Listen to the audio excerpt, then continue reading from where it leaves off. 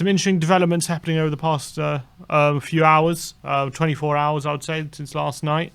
And yeah, let's get into it, I guess. All right, and before we get into it, I just want to welcome Tommy Talks Ball. Big up, Tommy, and welcome to Gold. Finally, welcome to Gold, Tommy. I cannot wait to get your opinions on air, and I really do hope you call in today. But let's start off with Man City bidding £125 million for Harry Kane, and Tottenham will not engage. And apparently now Levy has blocked all calls from Sheikh Mansour, all calls from the Man City hierarchy. And it looks as though at this moment in time, Harry Kane is staying. Well, if they're going to keep putting in offers like that, derisory bids, we call them. Absolutely. That's a horrendous bid. We said it yesterday. I'm on Levy's side fully. Then first of all, it's not only is 125 million not enough, it's 100 million plus 25 million in add-ons. Nowhere near enough from what we wanna do this summer. And at this stage, 12 days left now, or 13 days left till the end of the window. You know, City are running out of time, aren't they? City are running out of time to get this deal over the line. Spurs need to get their targets, and they need to know that they're definitely getting the money if they're gonna push forward this window. So, for me, it looks less and less likely that this deal is going to get done. Tottenham are prepared to hold firm. They're not budging, and I think that's absolutely right. They shouldn't budge. It's definitely on Man City to pay out the money. Why should we take a cut fee for one of Europe's best striker? There's no reason to. He's got 3 years left on his deal. So, look, it's on City. Pay the money, or we're not moving. He's not going anywhere. And we know Kane, if he stays, I think he'll be fine. As much as he wants to go, and I understand he wants to go. There's nothing to be done unless City stump up the cash. I don't get City's stance on this. Are they serious or are they not serious? Because they don't act like they're serious about this. No. They don't act like it. They know they're coming up against Daniel Levy. They know they're bidding for the top striker in Europe, or one of the top 2 strikers in Europe for sure. And they just keep putting in stupid bid after stupid bid after stupid bid. Jack Grealish, they came out and met the release clause straight away. And with Harry Kane, they're just like literally not even going up in bids hardly. They're hardly even since we've first started to now, there's been hardly any movement whatsoever. No, nothing. It's just been horrendous offers. You know what I mean? So they need to sort themselves out, Man City, if they really want to get this deal over the line. I think they're trying to get Kane to force a move. I think that's clear. They're trying to get. They've gotten in his in. They're like, look, we can't go to 150, so you got to try and get some wiggle room from Levy. And Levy ain't budging. Levy's like, I don't care what you do, Kane. Unless City stump up 150 million, you ain't going anywhere. And that's the reality. You know. Kane has to realise that, and I think with him coming back to training, I don't know if he's going to be in the squad on Thursday. It sounds like he's still going to be left out, but as soon as he's in the first squad again, I think that'll be an indication of where this deal was at. Well, let me go through the kind of talking points from the Telegraph report last night. So I brought you that one already, that's saying Man City have made 125 million bid for Harry Kane, but Daniel Levy is refusing to sell and no longer accepting calls from Manchester City. And then it went on to say that City sources have indicated the club is expected to make one final push to sign Kane before the end of the transfer window. Kane's intention is not to make one last effort to go, but rather to want the full situation to be explained. Then it goes on to say, despite being named in the original 25-man squad for the Europa Conference League, Kane is due not to travel due to his fitness, apparently. Kane was not at the Tottenham Hotspur Stadium for the City game, and after being told he did not need to be with the squad.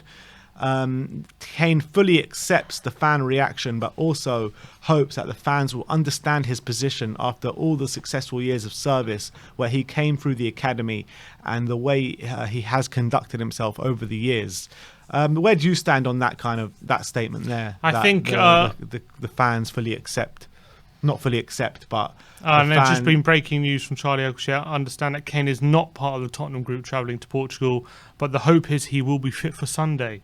Okay. That's what Charlie Eccleshare is saying. So maybe Kane, I guess they're still waiting to see, because I think as part of the article it says Kane is waiting for a breakthrough. I know it wasn't part of the article, it was part of the Sun article, saying that Kane is waiting for a breakthrough before the weekend in the deal. So maybe that's why he's not in the squad for this one. We'll be probably very, very positive he's in the squad for Sunday. That'll be great. In terms of what you were just asking, do I think it's going to tarnish his legacy? Well, I think is Steven Gerrard's legacy at Liverpool tarnished because he put in a transfer request to move to Chelsea? No. Was Wayne Rooney's at Manchester Was Wayne United? Rooney's legacy tarnished because he put in a transfer The request? difference is with those players, though, Wayne Rooney and Steven Gerrard ended up staying for many, many years after Correct. that.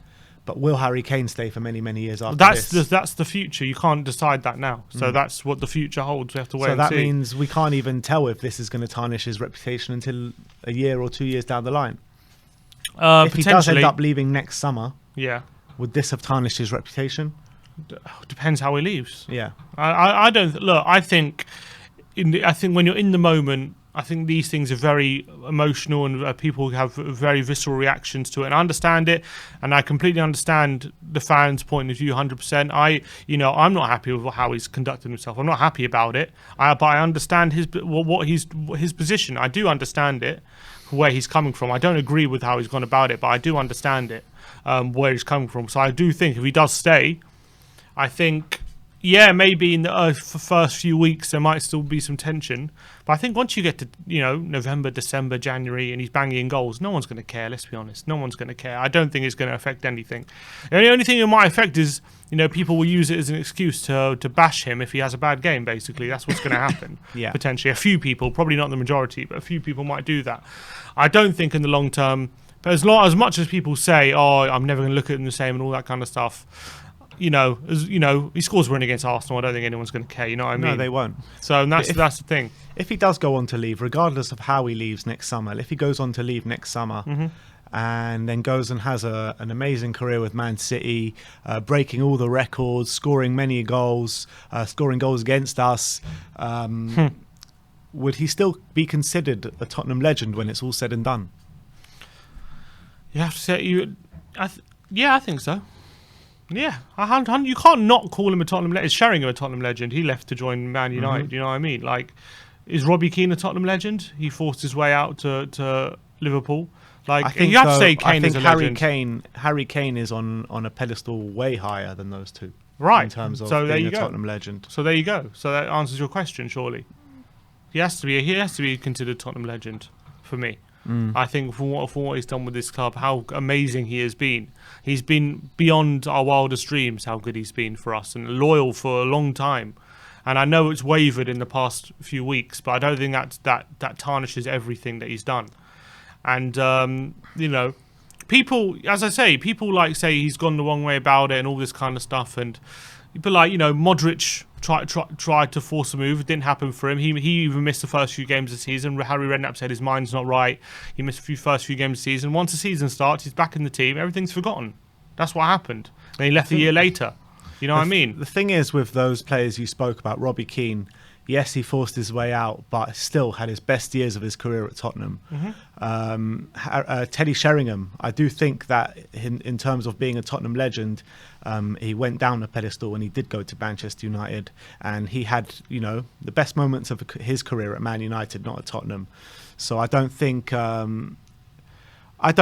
Teddy Sheringham is as much of a Tottenham legend now as he was when he was at the club, obviously. If you're asking me, is he going to be as much of a legend if he moves to City as if he would have been if he stays with Tottenham's whole career? Obviously not. Well, obviously not. That's clear. He'd be the most loved player of all time. If he's nearly there now, he was. But if he stayed at Tottenham's whole career, obviously he's going to be loved forever, and he'll go down as like in history as probably the best Tottenham's best ever player. I would say if he stayed at Tottenham for his whole career. If he leaves Tottenham now and goes to Man City for the rest of his career, right, he could be revered as Man City's best player of all time.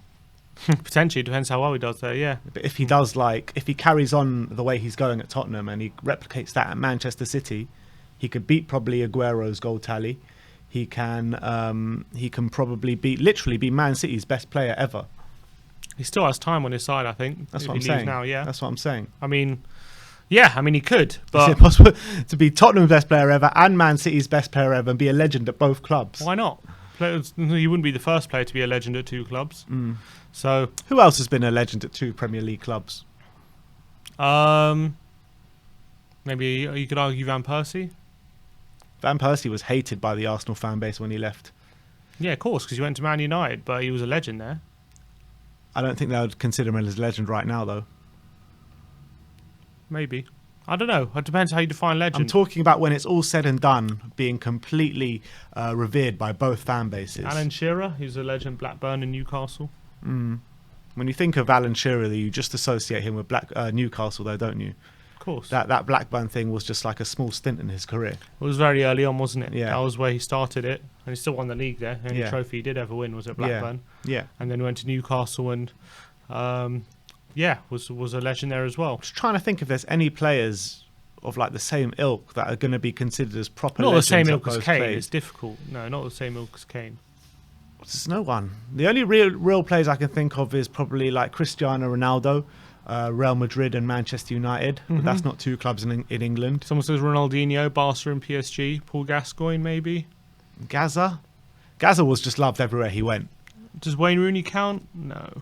Lampard doesn't count either. I don't think. Can you call Rooney an Everton legend for one good season? I don't know. Not sure about that.